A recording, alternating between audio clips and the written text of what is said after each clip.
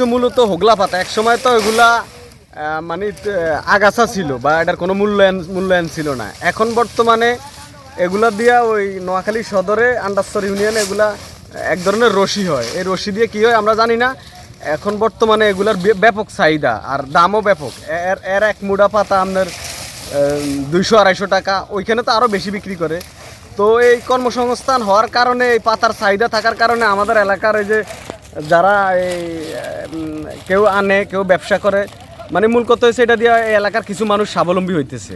ওগুলা পাতার গুরুত্ব ছিল না, এগুলা কোনো কাজে লাগতো না। বেড়া করে বানতো মানুষে, কিবা কেউ আঙ্গাইতো।